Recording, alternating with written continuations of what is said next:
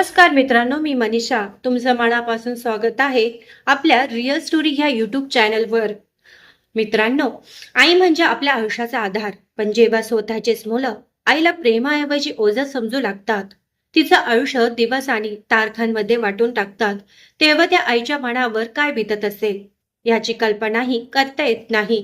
आजची कथा अशाच एका आईची आहे, जिच्या स्वतःच्याच मुलांनी तिचं 15-15 दिवसांचं वाटप केलं, पण त्यांना माहित नव्हतं की ज्या आईला त्यांनी कमी लेखलं, तिच्याकडे असं एक रहस्य दडलं होतं, जे समोर आल्यानंतर त्यांच्या आयुष्याची दिशा कायमची बदलून जाणार होती। शेवटपर्यंत ही कथा नक्की पहा, कारण शेवटचा प्रसंग तुमच्या डोळ्यात पाणी आणेल आणि मनाला एक मोठा विचार करून जाईल। चला तर मग आजची ही हृदयस्पर्शी आणि डोळे उघडणारी कथा सुरू करूया। संध्याकाळची वेळ होती। सुमारे 65 वर्षाच्या शारदाबाई आपल्या मरण पावलेल्या नवऱ्याच्या फोटोसमोर दिवा लावून शांतपणे बसल्या होत्या। त्यांचे पती गजाननराव गावातील निवृत्त हेडमास्टर होते आणि गेल्याच वर्षी त्यांचं निधन झालं होतं। शारदाबाईंना 2 मुलं होती। मोठा मुलगा संदीप शहरात नावाजलेला CA होता, तर धाकटा मुलगा निलेश सरकारी खात्यात इंजिनियर म्हणून नोकरी करत होता। दोघंही आपल्या बायकांसोबत शहरातील मोठ्या आणि ऐशो आरामाच्या भागात राहत होते।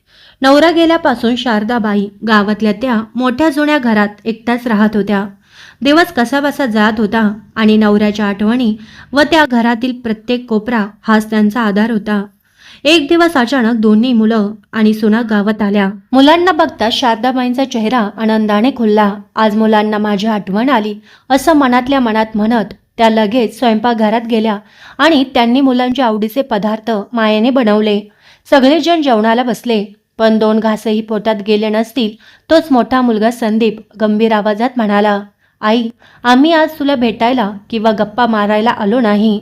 बाबांच्या संपत्तीचा आणि ह्या गावातल्या मोठ्या घराचा निर्णय घ्यायला आलो आहोत। इतक्या मोठ्या घरात तू एकटी राहून काय उपयोग? आम्ही ठरवलंय हे घर विकायचं। ते शब्द ऐकता शारदाबाईंच्या हातातला घास तसाच खाली पडला। काही वेळ त्या मुलांकडे नुकत्याच बघत राहिल्या आणि मग कापत कापत म्हणाल्या, बाळा, हे घर म्हणजे तुझ्या बाबांची शेवटची आठवण आहे। या घरात त्यांचा श्वास आहे, त्यांच्या आठवणी आहेत। मी हे घर सोडून कुठेही जाणार नाही। तेवढ्यात धाकटा मुलगा निलेश चिडून म्हणाला, आई, आता हट्ट करून काही उपयोग नाही। हे घर विकलं जाणारच आणि तुझी सोय पण आम्ही ठरवली आहे। प्रत्येक महिन्यातले 15 दिवस तो दादा संदीपकडे राहायचं आणि उरलेले 15 दिवस माझ्याकडे। तुझ्या औषधांचा आणि खाण्यापिण्याचाही खर्च आम्ही दोघं अर्धा करू, त्यामुळे तुला कसलीच काळजी करायची गरज नाही। हे ऐकून शारदाबाईंच्या मनात वेगळीच धडधड सुरू झाली। शारदाबाई काही बोलणार इतक्यात मोठी सून स्वाती मध्येच बोलली, हो आई, पण एक गोष्ट आधी स्पष्ट करून ठेवते, आमच्याकडे तुमचे 15 दिवस पूर्ण झाले की दुसऱ्याच दिवशी सकाळी तुम्ही निलेशकडे जायचं। एक दिवसही जास्त थांबायचं नाही, कारण आमच्यावर आधीच खूप जबाबदाऱ्या आहेत, त्यात आणखीन ओझं आम्हाला उचलता येणार नाही। स्वातीचं ते बोलणं ऐकून शारदाबाईंच्या मनाला चांगलंच लागलं। तेवढ्या धाकटी सून पूजाही लगेच म्हणाली, हो आई, माझंही तसंच मत आहे। 15 दिवस म्हणजे 15 दिवस, त्यात एकही दिवस कमी जास्त होणार नाही। जे आधी ठरलंय ते सगळ्यांनी पाळायचं। दोन्ही सुना अगदी हिशोब मांडल्यासारख्या बोलत होत्या। त्या क्षणी शारदाबाईंना पहिल्यांदाच जाणवलं की आता त्या या घराच्या मालकीन राहिल्या नव्हत्या, तर स्वतःच्या मुलांच्या आयुष्यात दिवस मोजून ठेवलेली एक जबाबदारी बनल्या होत्या। त्या दिवसापासून मुलांनी आईकडे आई म्हणून नाही, तर एखाद्या वस्तूसारखं बघायला सुरुवात केली। तिचं आयुष्य त्यांनी दिवस आणि तारखांमध्ये वाटून टाकलं होतं। शारदाबाईंच्या डोळ्यात पाणी आलं होतं, पण त्या काहीच बोलल्या नाहीत। काही दिवसांनी त्यांनी मन घट्ट केलं। आपल्या कपड्यांची एक छोटी बॅग भरली आणि मोठा मुलगा संदीप त्यांना शहरातल्या आपल्या घरी घेऊन आला। इतकं मोठं घर असूनही शारदाबाईंना राहायला एक सामान ठेवायची छोटी खोली देण्यात आली। त्या खोलीत ना नीट हवा यायची ना सूर्यप्रकाश। घरात पाहुणे आले की मोठी सून स्वाती लगेच त्यांच्या खोलीत येऊन म्हणायची, आई, आज बाहेर येऊ नका, पाहुणे गेले की मग या। तिच्या त्या बोलण्यामागचं कारण शारदाबाईंना चांगलं समजत होतं। आपल्या श्रीमंतीचा देखावा करताना वृद्ध सासू पाहुण्यांसमोर दिसू नये एवढंच तिला हवं होतं। असं करत करत 15 दिवस कसेबसे संपले. 14 तारखेच्या रात्री स्वाती त्यांच्या खोलीत आली. तिने शारदाबाईंची बॅग दाराजवळ ठेवली आणि वृक्षपणे म्हणाली, आई, तुमची बॅग आवरून ठेवा. उद्या सकाळी 15 तारीख आहे. बरोबर 7 वाजता निलेश तुम्हाला न्यायला येईल. आमच्याकडचे तुमचे 15 दिवस पूर्ण झाले. त्या एका वाक्यात मायेचा लवलेशही नव्हता. जणू एखादं पार्सल पुढच्या पत्त्यावर पाठवायचं असावं. इतक्या सहजपणे ती बोलून निघून गेली. दुसऱ्या दिवशी सकाळी निलेश आला आणि आईला आपल्या घरी घेऊन गेला. पण तिथे गेल्यावरही परिस्थिती काही बदलली नाही. निलेशच्या घरीही शारदाबाईंसाठी वेगळेच नियम होते. घरात सगळे जेवायला डायनिंग टेबलवर बसायचे, पण त्यांना तिथे बसण्याची परवानगी नव्हती.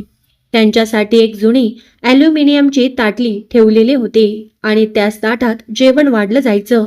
एक दिवस धाकटी सून पूजा म्हणाली, आई, तुम्ही टेबलवर बसू नका. मुलं तुम्हाला बघून घाबरतात. तुम्ही तिकडे कोपऱ्यात बसून शांतपणे जेवून घ्या. ते शब्द ऐकून शारदाबाईंचं मन आतून तुटलं. तरीही त्यांनी काहीच उत्तर दिलं नाही. त्या रोज तीच ॲल्युमिनियमची ताटली घेऊन घराच्या एका कोपऱ्यात शांतपणे बसायच्या.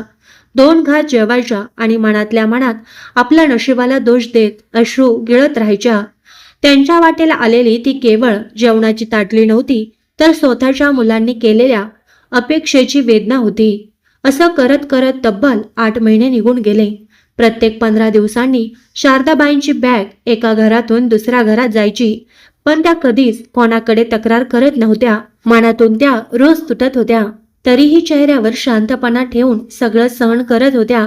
दरम्यान मोठा मुलगा संदीप आणि धाकटा मुलगा निलेश यांनी भरपूर पैसा कमावण्याच्या नादात एक मोठा निर्णय घेतला. दोघांनी मिळून एका मोठ्या रिअल इस्टेटच्या धंद्यात, बिल्डरच्या प्रोजेक्टमध्ये विचार न करता कोट्यवधी रुपयांची गुंतवणूक केली. सुरुवातीला त्यांना वाटलं होतं की काही महिन्यातच दुप्पट तिप्पट नफा मिळेल, पण नशिबाच्या मनात काही वेगळंच होतं. ज्या कंपनीवर त्यांनी डोळे झाकून विश्वास ठेवला होता, ती कंपनी बनावट व फसवी निघाली आणि एका रात्रीत सगळा पैसा बुडाला. दोन्ही भावांच्या पायाखालची जमीन सरकली होती. काही दिवसातच कर्जाचा डोंगर त्यांच्या डोक्यावर उभा राहिला. बँकेने संदीपच्या ऑफिसवर आणि निलेशच्या आलिशान फ्लॅटवर जप्तीची नोटीस पाठवली. कर्ज दिलेले लोक रोज घराबाहेर येऊन आरडाओरडा करू लागले. समाजात मानाने जगणाऱ्या त्या दोन्ही भावांची इज्जत आणि अब्रू आता सगळ्यांसमोर धुळीस मिळण्याची वेळ आली होती. महिन्याची 30 तारीख होती. योगायोग असा की त्या दिवशी दोन्ही भाऊ निलेशच्या घरी जमले होते. घरभर चिंतेचं वातावरण होतं आणि दोघांच्याही चेहऱ्यावर भीती स्पष्ट दिसत होती. संदीप डोक्यावर हात ठेवून निराश आवाजात म्हणाला, निलेश, उद्या सकाळी बँकेचे अधिकारी येणार आहेत. आपल्या मालमत्तेवर जप्ती येईल. आपल्याकडे काहीच उरणार नाही रे. सगळं संपलं. हे ऐकून दोन्ही सुना देखील रडू लागल्या. त्यांना आता एकच चिंता सतावत होती. आतापर्यंत ज्या ऐशो आरामात त्या जगत होत्या, तो सगळा क्षणात नाहीसा होणार होता. इतक्यात शारदाबाई हळूहळू आपल्या खोलीतून बाहेर आल्या. त्यांच्या हातात ती जुनी ॲल्युमिनियमची ताटली होती, ज्यात त्या रोज जेवायच्या. पण आज त्या ताटात जेवण नव्हतं. त्या ताटात काही महत्वाची कायदेशीर कागदपत्र आणि लाल रंगाची एक जुनी डायरी ठेवलेली होती. घरात बसलेले सगळे त्यांच्याकडे आश्चर्याने बघू लागले. शारदाबाईंनी सगळ्यांकडे एक नजर टाकली आणि शांतपण ठाम आवाजात म्हणाल्या, संदीप, निलेश, आता रडणं थांबवा. तुमच्या या आईकडे तुमची ही अडचण दूर करण्याचा एक मार्ग आहे. ते ऐकून मोठा मुलगा संदीप चिडलेल्या आवाजात म्हणाला, आई, तू काय मदत करणार? तुझ्याकडे तर बाबांच्या पेन्शनचे थोडेफार पैसेच आहेत आणि आम्हाला आत्ता 1,00,000-2,00,000 नाही, तब्बल 1 कोटी रुपयांची गरज आहे. पण शारदाबाईंच्या चेहऱ्यावर भीती नव्हती, उलट एक वेगळाच आत्मविश्वास दिसत होता. त्यांनी ती ॲल्युमिनियमची ताटली टेबलवर ठेवली आणि शांतपणे म्हणाल्या, आधी हे कागद नीट बघा, मग बाकीचं बोलू. संदीपने थरथरत्या हातांनी फाईल उघडली. पहिलंच पान बघताच त्याच्या डोळ्यात आश्चर्य दाटलं. त्या फाईलमध्ये शहरातील नावाजलेल्या गजानन इंटरनॅशनल स्कूलच्या मालकीचे अधिकृत कागद होते, ज्या शाळेची आजची किंमत किमान 20 कोटी रुपये होती. पुढे बँकेच्या 6 कोटी रुपयांच्या फिक्स डिपॉझिटची पावती होती आणि त्यावर मालक म्हणून फक्त शारदाबाईंचं नाव लिहिलेलं होतं. ते कागद बघताच दोन्ही भाऊ आणि सोनांचे चेहरे फिके पडले. निलेश अडखळत म्हणाला, आई, हे सगळं काय आहे? बाबा तर सरकारी शाळेत हेडमास्टर होते. मग त्यांच्याकडे एवढी मोठी संपत्ती आली कुठून? शारदाबाई शांत आवाजात म्हणाल्या, तुमच्या बाबांनी आयुष्यभर फक्त नोकरीच केली नाही, तर पुढचा विचार करून प्रत्येक पाऊल टाकलं. 20 वर्षापूर्वी त्यांनी गावची एक जमीन विकली आणि त्या पैशातून या शाळेची सुरुवात केली. तुमच्या बाबांना माणसांची चांगली पारख होती. त्यांना भीती होती की एक दिवस पैसा तुमच्या डोक्यात जाईल. म्हणूनच त्यांनी मृत्यूपत्रात स्पष्ट लिहून ठेवलं होतं की त्यांच्या निधनानंतर या शाळेची, बँकेतल्या पैशाची आणि संपूर्ण मालमत्तेची एकमेव मालकीण मीच असेन.